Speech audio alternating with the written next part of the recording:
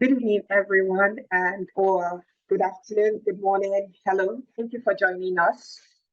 My name is Basira Shua, and I am so happy to welcome you to this edition of our workshop. This is the monthly workshop we hold at ACAIN, Association of Children's Authors and Illustrators of Nigeria, to help our members get better and to build capacity. So from here, I will move on to the topic for tonight. I think I'm taking just about 10 minutes of introduction, which is brilliant. I'm going to move on to the topic of tonight. We have one of our trustees presenting tonight. So you can see that I have started smiling. That is because I know the work that this person does. Without taking any more of your time, I hand over to you, Chioma. Hello. Thank you, Basira, for that. Thank you so much. Good evening, everyone. It's good to have you here. Good evening, Chair, Bumi. Hello, Chigozie of Kamba Books, Abisola. You're welcome. And of course, those who hopefully join us before the session is over. It's interesting how I now can barely see without my glasses. I was saying, okay, maybe I should try this session without my glasses. And I was just seeing blurs when Basira was reading. I was like, okay, let me just respect myself. But there's nothing to read, because this is actually a session that we can all relate to, because we are all speaking to the same subject matter. We are all speaking to children. Every author or illustrator is a member of ACAIN. The one uniting factor, apart from us being Nigerian or of Nigerian descent, is that we write books for children. The literature that we write, our primary target is for children. So we're speaking about how can we communicate with these children, communicating with the children that we are writing for, because we want them to read the books and we want them to understand the books. And I'm not doing a slide. I decided, I was discussing with Kenton. I said, no, let's just talk. This is it's a webinar, but it's a family meeting, because we're all united by what we do. How can you reach out to children? So I'm going to ask a question, and you can please answer in the comments. When you were growing up, there's something Basira mentioned, and this is why part of why ACAIN exists. When you were growing up, did you have access to books by Nigerian authors? Yes or no? Yes or no? Can I see that in the comments, please? Okay, I think the glasses go back on. Did we have access to books by Nigerian authors while we were growing up? Or was it all just Enid Blyton we were reading? Whatever books were available? Yes. Umi did, yes. Fantastic. Basirat only as part of the school suggested reading. Kamba?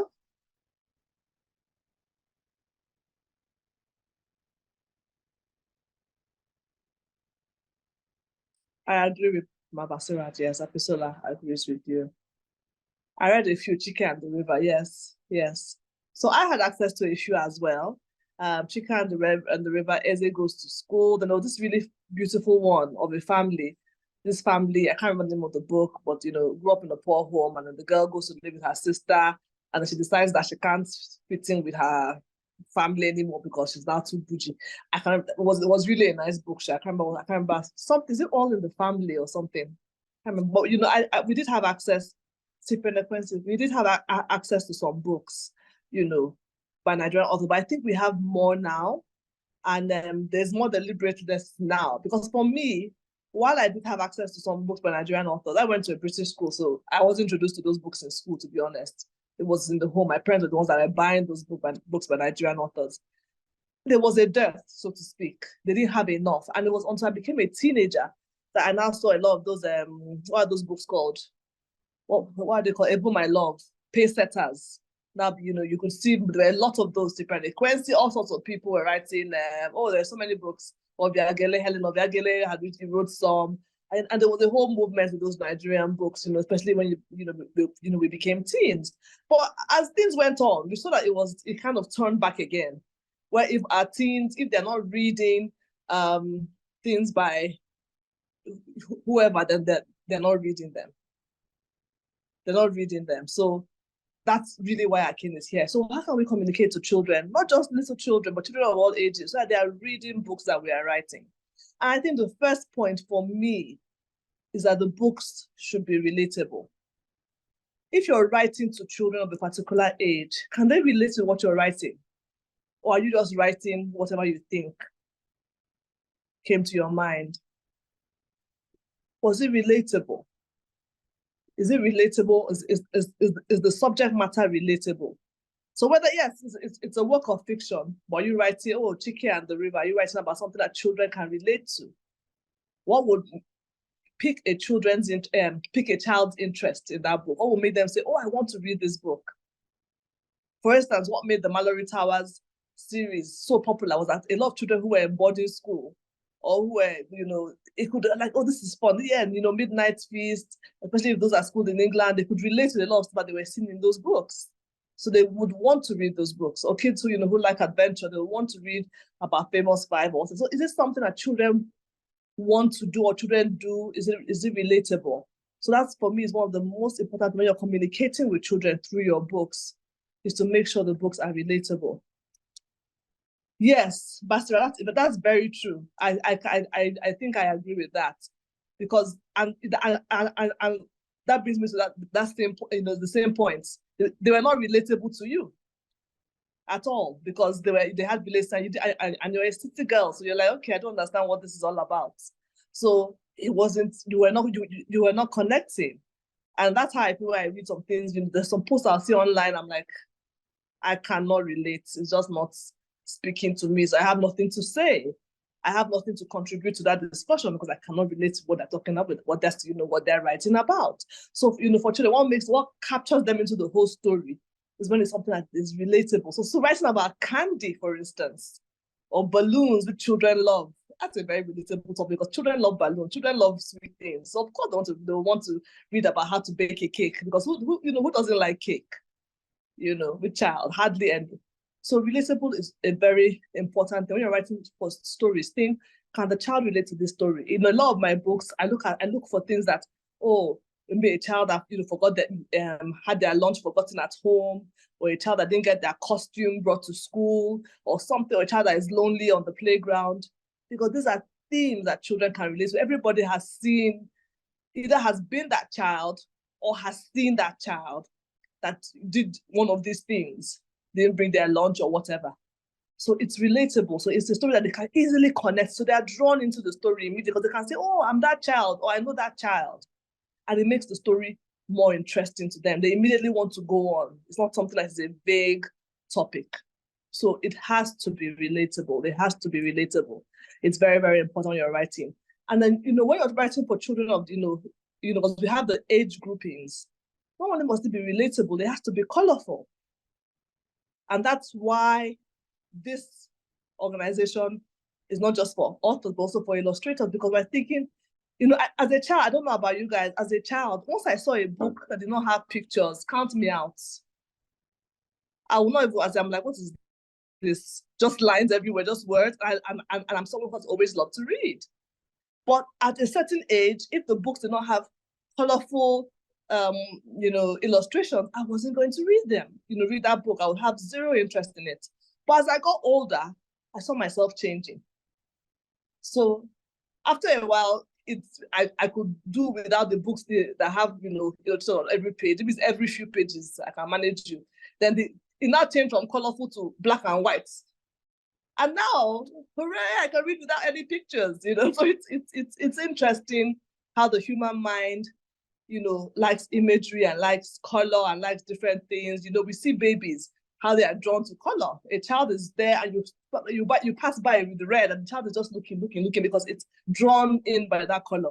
So it's the same thing with, if you're writing chapter books for early, for young children, early readers, you want to look for illustrations that are catchy, that will get their attention, that makes sense, Fantastic. Oh, Chinwe got a book. Chinua Achebe, Colorful Story. I'm looking for that book today. I hope you can find it. The Drum. I think I've heard about that book, The Drum. Yeah. So that's very, very, very. But Lara's a good point. I'm going to come to that once. I'll talk about that as well when I'm talking about things that we need to use to communicate. Your meta readers, yeah. So we'll get to that. Lara, that's a very good point. So you have to make sure you have illustrations as are age appropriate. So now, if I'm writing, if it's a book for teenagers, they're not really big on those things. It's fine. It doesn't have to have color or anything. So just make sure you have things that are appropriate for that age you are writing for. And I know I said the book has to be relatable, but also it can also be fantasy-like as well. Because children like fantasy, they can relate to it. Children like stories. They like tales by moonlight. They like, I met up with my uncle recently. He's a medical doctor in the East. And I was just laughing because he used to tell us the most fantastical stories that were out of this world.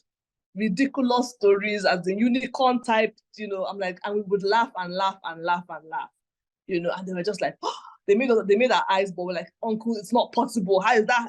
So all those stories. So Charlie and the Chocolate Factory, for instance, has two things that interest children, if you've read any of the books.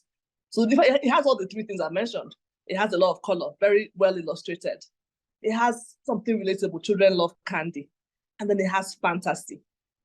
Children are eating, they have Oompa Loompas and they have, all sorts of things. And let's use a Nigerian book because I try to, encourage our own, books. Let's take First Day at the Big School, for instance.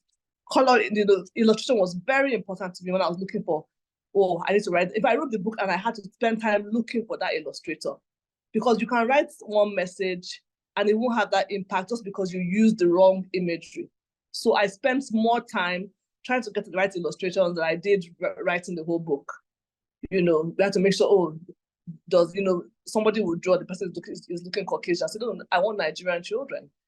I want Nigerian children in here. So that was, very, so those things were there. And it was relatable also because not only because of the theme of what they were seeing in the book, but the children and the pictures they were seeing, which is what is another big thing. And which was for me, was really missing for me.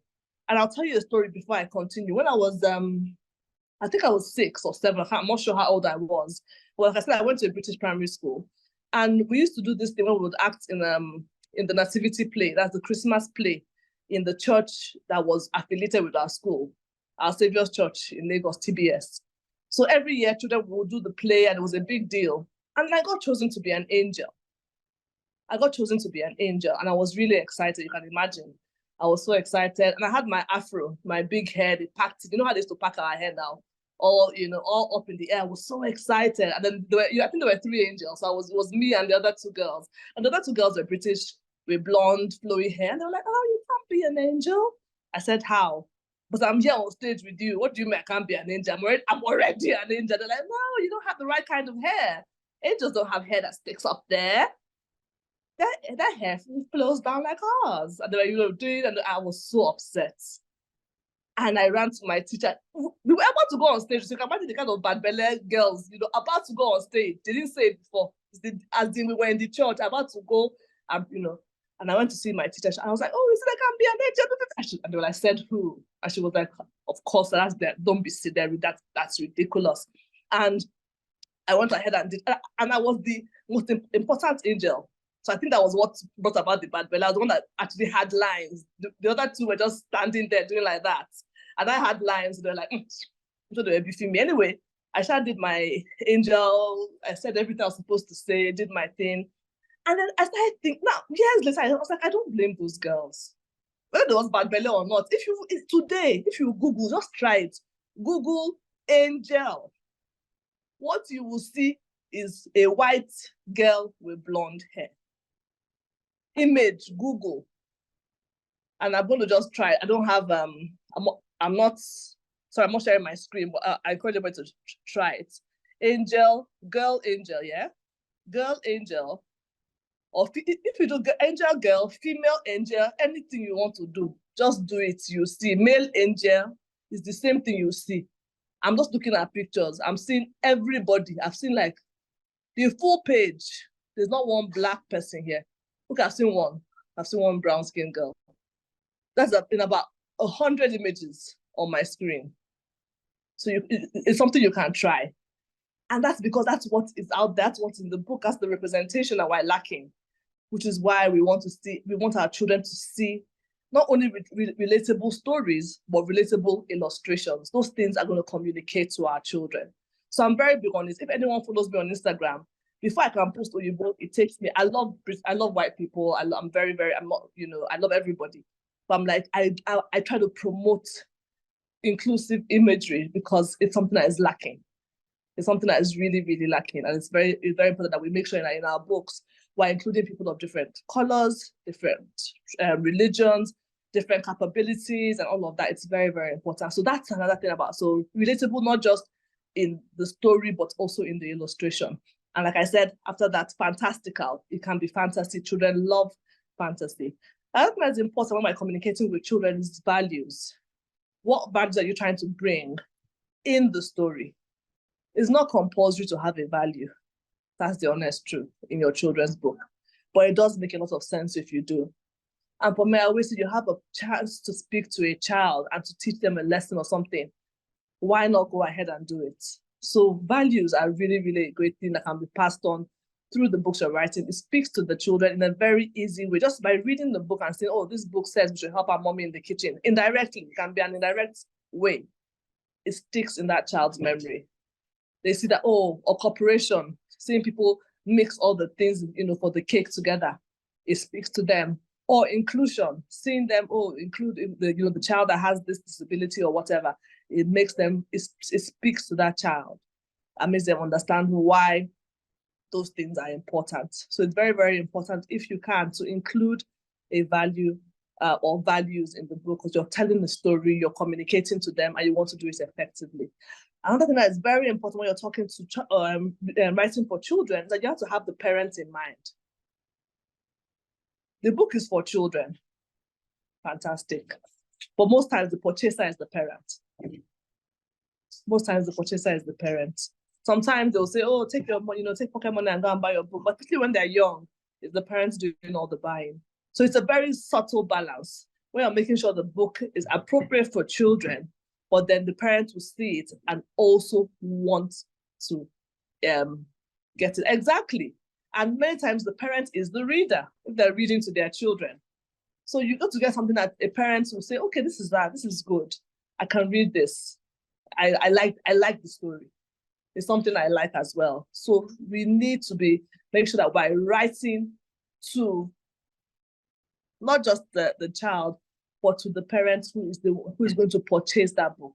The illustration you put, the whatever, because the truth is that if they do the colors and everything just the way that it appeals to babies, I'm sure a lot of us will see the book and just pass by it.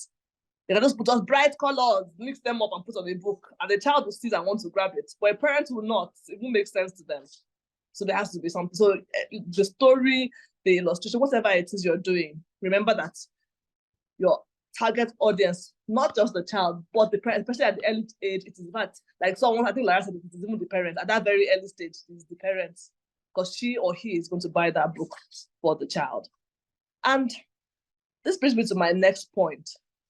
When you're writing for children, thank God, we have an advantage. It's easier for an adult to write for children than it is for a child to write for an adult, because the child has never been an adult before. So they're going to use a lot of imagination to come up with, what would appeal to an adult? They can write for themselves easily because they know because they're children. But for adults, it'll be a bit difficult. But for us, we have been children. So all you have to do is just cast your mind back. Think of your childhood story. Sorry, hold on.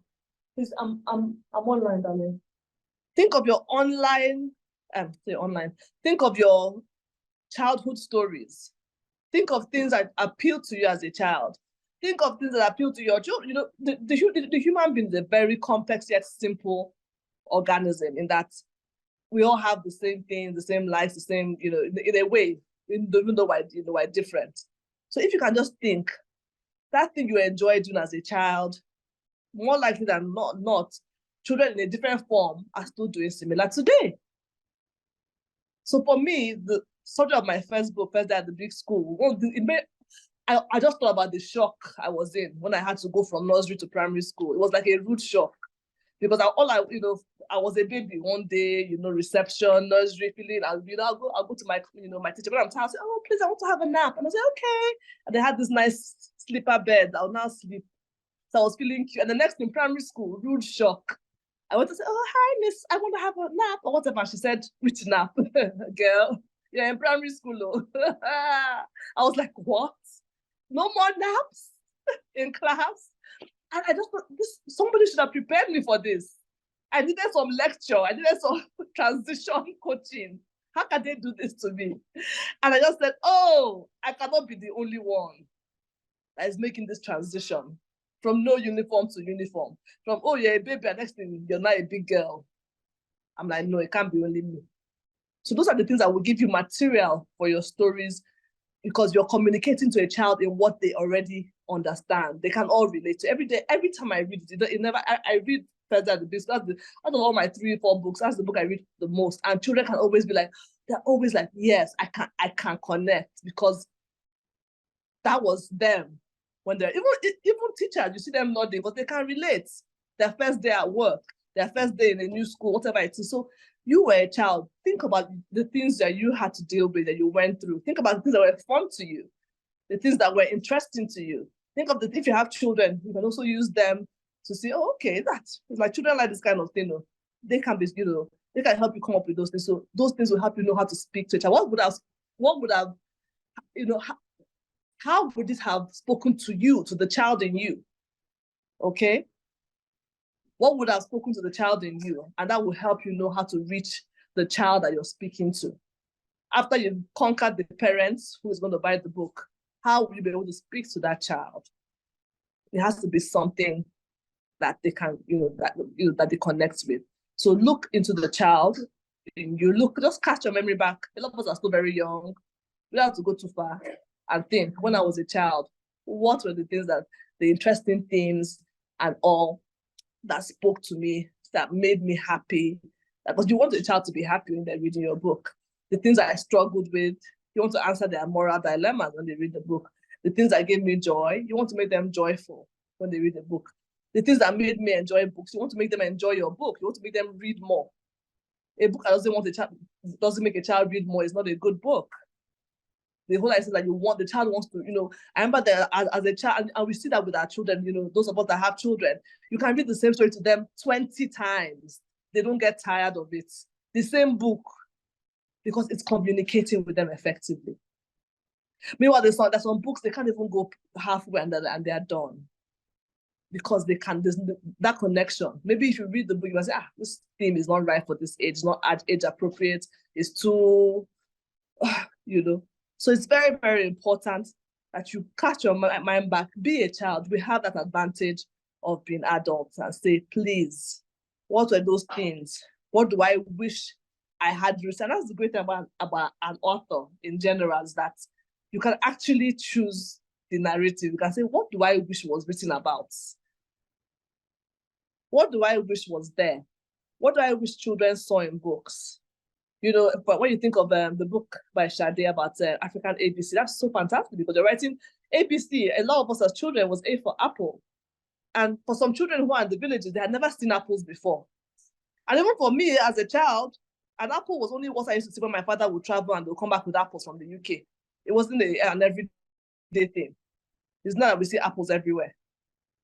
So you might be like, I just couldn't really connect to those books as a child. I need to write something different. I want to write A for abacha, B for for banana, C for whatever. You just think of Nigerian things. So think about look for the child in you. And then this is going to be a quick class. I'm sorry. Because we all know what the things are, and then we can take time and ask questions back and forth. The next thing, I like that Basira said she saw apples for the first time during youth service. There you go. And you are not a village girl, see? So where are we seeing apples from? I say A for apple. A for apple. So those are the things. And it just makes so that's why in my book, in any of the books I write, if I'm writing amala, I don't write some people try to make our Nigerian foods sound, they look for the Oyibo version. I don't do that. If I'm writing amala, it's amala. That is the name. Because pizza is pizza, and that's Italian. And gelato is gelato, and that's Italian. No one will say, oh, baked flour with baked flour toppings or whatever. Nobody does that. So I will write it there, amala, with a wedu and begiri, and I'll write it like that. Or, jollof rice, which is, thank God everybody calls it jollof. No one tries to call it, tomato something, something. So, I think that's another, good point, for us who are Nigerian authors. Don't be afraid to, because, it's too connected to that relatability. Don't be afraid to use your indigenous terms in describing things. Do not be afraid to. You do not have to call moi moi bean cake or bean something. No, it's not necessary. It's moi moi. Akara is akara. Bean cake has akara. They call bean cake. Then moi moi, they call it bean something, steamed bean pudding or something funny. It's moi moi. That's the name. And egusi soup is egusi soup. And onubu soup is onubu soup. Akpu is akpu. So be bold to use those terms when you're referring to let's say it's food in your book. And I've had these arguments with people where the English as a language it evolves. It evolves. It does exactly. It does have a role to play. But want everything to look. It makes me think, what are our standards? I'm coming from work, and if anyone can see me properly, I'm wearing an English style outfit. And I've had a running battle. Well, not running battle, because I've decided to leave the battle alone. But I could be wearing a dress with Ankara, an Ankara made dress with our native or tie and dye, and I'll be told I should go home. That I cannot wear that into the office. That it's not corporate.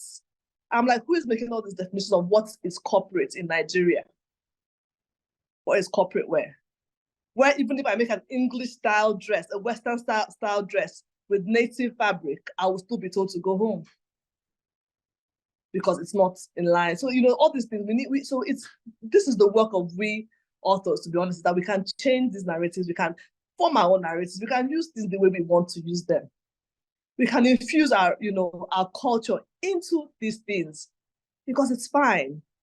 There's some things that are, and a lot of people might not agree with me on this one, but I've had this thing where people say, they see you and ask you, oh, how was your night? And people get offended. What do you mean by that? I'm like, the person doesn't want to really know how your night was. In a lot of Nigerian languages, how was your night? In a lot of Nigerian, and not all, in some, it's just a polite way of asking, how are you? Do you understand? So the person doesn't want to know what happened to you at night. They're greeting you. So while I will not ask an Englishman that question, because he will be wondering, what are you talking about? But a Nigerian is asking you, a Nigerian, don't get offended because you know what he means. So let's be comfortable at using our language. This is a language that was given to us by colonialists. It's not our own native language. But what makes it unique is the way we use it. And we do have that literally that license to use the word bukateria in our books, because bukateria it's Nigerians that formed that word. Canteen, I'm sure it's some African country that formed it. A lot of these words have African origin, and we should not shy away from owning things and using things the way, as long as we're not hurting anybody or doing really poor grammar. Let's say things the way we say it here. Zobo. I cannot write sorrel leaf drink in a book. I'll write Zobo. He drank Zobo, because every Nigerian child knows what Zobo is. So that's fine to write those things. And then that brings me to my last point, and that was the one that Lara mentioned, your readers. You might think the book is relatable. You might think, oh, it's very colorful. You might think, oh, I'm speaking to these children. Oh, everything is fantastic. I'm doing all the things I need to do. Oh, several is Nigerian, definitely, Basirat. Several is, in fact, I thought it was normal English. I can't even lie to you until a few years ago. Several is very Nigerian. So ask a child to read. You've done your work. You've made sure it's relatable. You've made sure it's giving values to the children and is teaching them a lesson. You've made sure you've done all the illustration. But guess what? Get children to read and see what they think. Those should be your meta readers, not to give it to another adult. Yes, you can have an your editor, but give it to a child. You'll be surprised what that child will say that will make you say, oh, I didn't think about that. Oh, really? Is that what you thought? Was that the assumption? Sorry, my dress is a bit wonky. Was that the assumption from what you read? So do not be afraid to allow them, because at the end of the day, even if the parents are buying, they're the ones that will read it. And if a child reads a book and enjoys it, then guess what? That parent is more likely to recommend that book to another parent and another parent and to their school and to whoever, and to buy it as a gift for another child because their child really enjoyed it. So it might have the right cover, it might have everything going, looking lovely, or your friends might have bought it to encourage you as an author. But if it is not speaking to the child when they open it in an age-appropriate way, depending on the age you're speaking to, then that book is just, but once you've sold the first few copies or the first batch, you might have trouble getting people to buy more.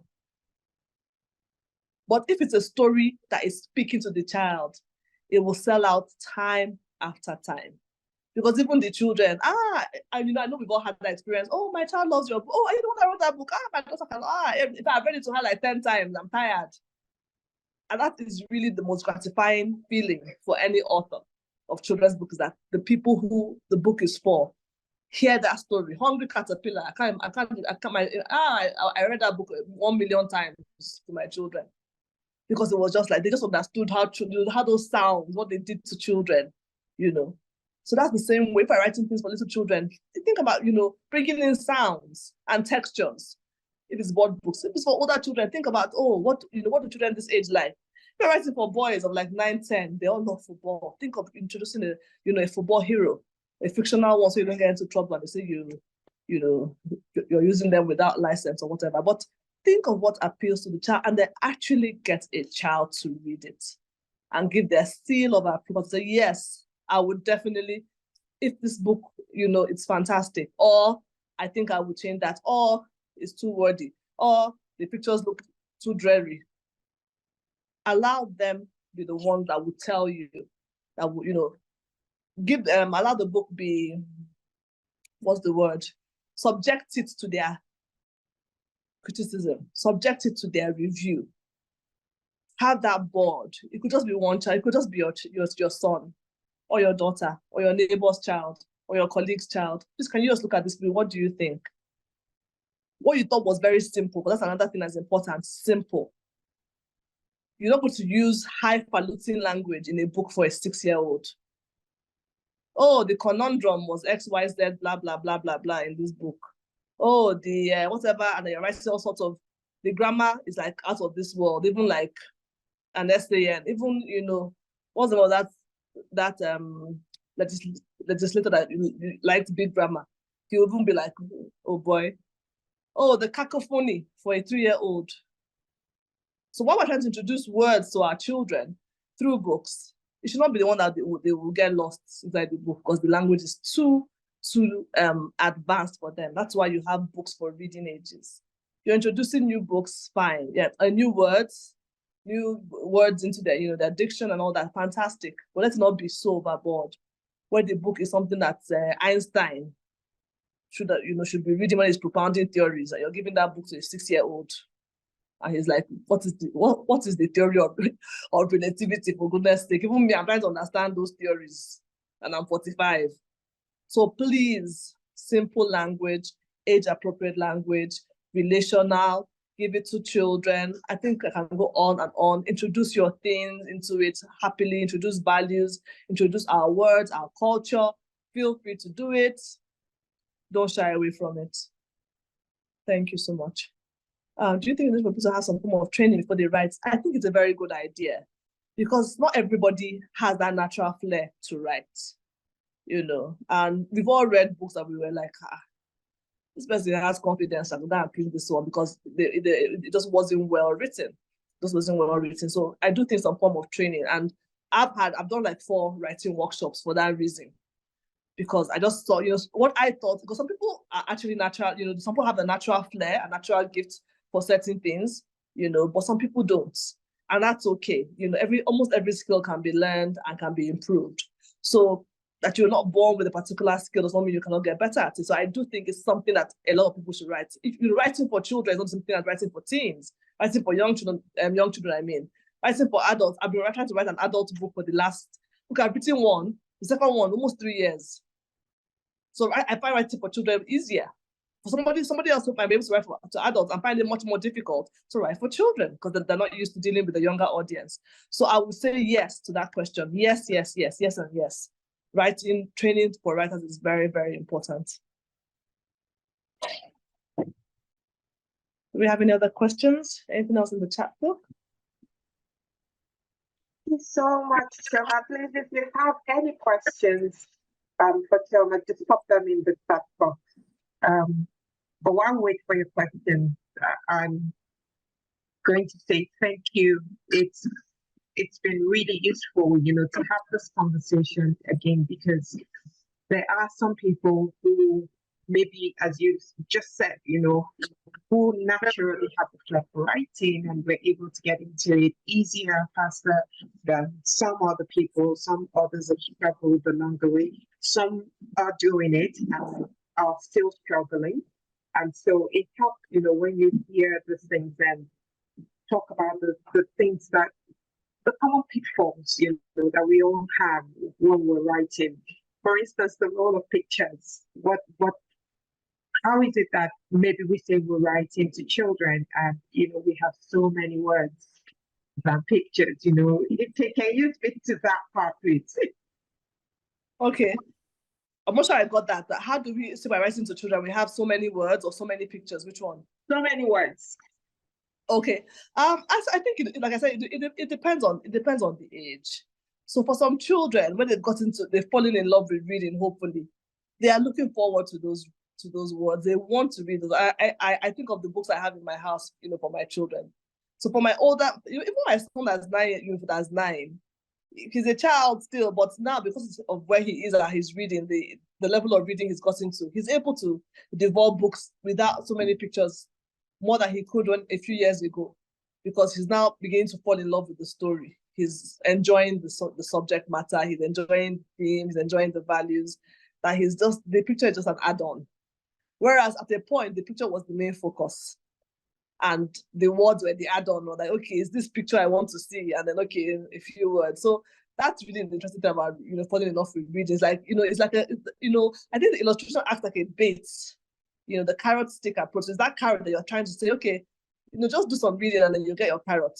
But it gets to that point where even without the carrot, the horse is happy to walk because they're enjoying the walk. And when you get them, but they still want an occasional carrot because carrots are sweet, so we don't mind. But they're falling in love with that process. So I have another question, and this has to do with that aspect of socialization. Yes. If you imagine that the way we currently live, there's so much access to foreign content, right? How are we as authors going to bridge this gap to get children to the point where they are, so desirous of our content, over and above a Mickey Mouse that has a trade name, or things that have been passed down from generations. These are the things that they see on their TVs, right? So if you went to the store today with a child who has been maybe watching Miraculous Ladybug, and then they find a book beyond Miraculous Ladybug versus maybe someone goes to school, more likely going to tend towards that one that is very popular, because that's all we see on our screen. So how do we as authors navigate this part in trying to build our craft? The thing is that when it comes to what they see, like pop culture, what they're seeing on TV, that one is difficult to fight with, because that's what they see on TV. Our local content on TV there's a problem with that. I remember I went to see this lady who was, Polish, and everything in her house, everything on TV was Polish. And I was just like, this is so impressive. In Nigeria, how many of our children know about, I remember I used to buy this super something, it's like a football thing, but it's Nigerian. for my children. I'll try to encourage them to like Nigerian comic books. How many of the superheroes, how many of the football stars, how many of the whatever, YouTube, do we see YouTubers are making content? Super striker, that's a super striker, How many of, how much content do we see? So when you ask them, who are the popular people, they just call one, they're not Nigerians. And then sadly, when you now say, okay, which Nigerians do you know? It's only musicians that they call, or Bob Risky, or somebody funny. You're not gonna, So honestly, that, so maybe we need to start inculcating those the people who are popular in pop culture. So like a book on Rema, the musician who sang a Ballon d'Or yesterday, for instance, that could be interesting to a child, because they can say, oh, the story of this boy who went to sing and and that would be okay. This is something. So we need to start looking at those stories that we can tell that would be interesting to children. Things in pop culture, things that they see on TV, which I say that unfortunately are mostly foreign. But so so unless we get DSTV or whoever to show more Nigerian content or more African content, that might be a bit difficult. But on our own, what are we doing to promote it? Having book fairs, So like for instance, the book fair, I've been begging for me. We need to do book fair in Abuja. Only Nigerian books. We need. It's something we need, so that people are actually getting used to the idea of coming somewhere and all they're seeing is Nigerian content. That's all we're seeing. I went to a school recently that just opened, beautiful school. All the books she had, they were, they were all foreign books. Why? Because she bought them in a batch. These are books that are mostly either used or fairly used or whatever. And then it was cheap for her. But the truth is that, forget about the cost. If there's more accessibility, if you're seeing those books more available, more in one place, we can come together as authors and say, you know what, maybe we can do some kind of deals with school owners, or so that these books are even in the school. I tell you the truth, as a child, I think I had access to more Nigerian books as a child than my children until recently, because it was my frustration in not finding children's books for my older children that made me start writing children's books. I wasn't seeing anything. Even the ones I read, I couldn't find them. So that's why ACAIN is here. That's why we need to drive this industry of writing more books, putting the books out there. My latest book, I've not been able to print it. Why? The cost of printing. The cost of printing is so prohibitive right now. I don't want to do an ebook for a children's book or an ebook only. So maybe these are things that we need to look into, where we're even going to those people in stakeholder engagement, looking for how we can bring down the cost of certain things so that our books are more available, so that the children will, and then also getting, so for instance, like I said, speaking a lot about pop, because, children, the media is really, really what is feeding a lot of things these days. Getting famous people, like when we go to do our book reading, that really helps a lot, because the children see us. I have Miss Bashmas in my school. That's so exciting. So those book readings, those things that we read to children, all those reading clubs, we shouldn't stop those things. But beyond that, maybe getting influencers, actors, actresses to connect with what we're doing, to promote local content. National Orientation Agency, national, tourism, getting, government agencies to kind of connect with what we're doing as Nigerian. And I think that's the next stage of what we are going to do in ACAIN, by God's grace, is to start to talk to these people and say, look, we need to drive our reading. We want our children to be proud of Nigerian books, to want to own Nigerian books, to look forward to seeing Nigerian books. Because when they do read them, they're happy and excited. But at the first impression is that I don't want, until they get a copy and they're like, oh, this is fantastic.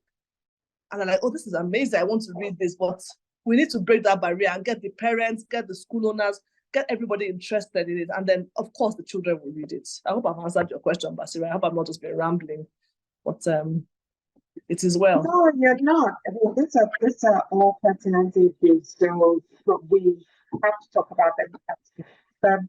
And we need to find solutions to them. So I think it's important that you have brought up this issue. But the idea you brought up about Rema is also useful. How can we? Because this will always be a dilemma for people who are writing, or for authors, trying to find the balance between what content you want to promote, that you want to represent Nigerian culture and all of that versus what they're currently being exposed to. I think that's so I think it's important that you mentioned it, and yes, we'll just continue to have these conversations and hope that we can move things forward. So anyone who has a question for Chioma, please pop your question in the comment section. If you don't have any questions, I will just assume that you want us to move on, and I will go on to the next thing.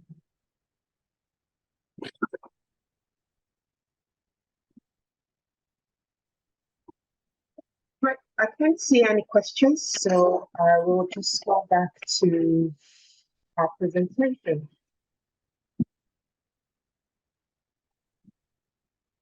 It will take a moment to get my screen. I think someone said something that Lara, reading a lot of books also helps to situate you in the writers, and that is the absolute truth. One of the first things I did when I went to write a children's book was to go to a library, and I sat down there, I started reading different books, looking at them. It helps you with so many things, not only speaking to the child, but also knowing the kind of book you want, the size of book you want, the page count, word count. It just gives you a lot of it gives you a lot of ideas, and it's very, very useful, a useful practice. So I agree. I think the thing you just mentioned is actually very useful, because recently I was asked to do something for one organization, and it was the first time I experienced leveling. Now, when you write as like a writer and you're writing children's books, you tend to do that leveling in your, should I say, your mind, assuming that the words are the right word count, the vocabulary is at the right level. The one thing you said, why use conundrum for a 3-year-old, that sort of thing. But apparently, some people who have been in the trade longer and who have been writing these books way before we started know that at a certain level, these are the kind of words the children are learning, and so you try to keep the words at that. You shouldn't keep your paragraphs shouldn't be more than maybe 2 sentences at a particular age. It shouldn't be more than five sentences on one page. All of this type of thing. So it helps that we learn these things as well, because beyond just having children read the books and enjoy the books, there's also something about the art of reading and getting children to grasp words. And if children struggle, with the content of the book, then they're unlikely to want to continue to do it. So in a way, you also want to make things easy for them by understanding, how to level the books. And sometimes these are skills that if you just start writing without any formal training, these are skills that you're not going to learn easily. So yeah, it's just good, like, get used to reading children's books and just take note of these additional things. No one really tells you about this leveling thing. That when I experienced, I was like, no wonder somebody would like the hungry caterpillar, because it just says the hungry caterpillar. You're wondering, why does it have 3 words on that page? The very hungry caterpillar. That's the next thing. Why think I say something? There's an art, to writing and leveling, and yeah. Maybe in the future we can get someone to also come and talk to us about this leveling. I don't know.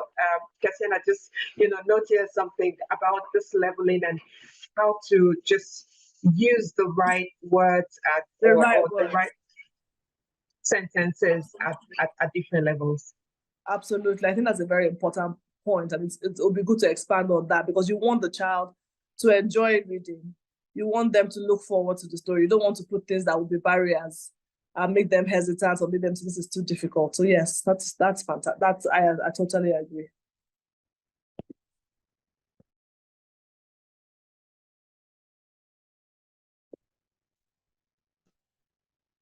All right. Thank you, everyone. I think that's about it. It's always a pleasure to serve you. We'll see you again next time. Bye bye.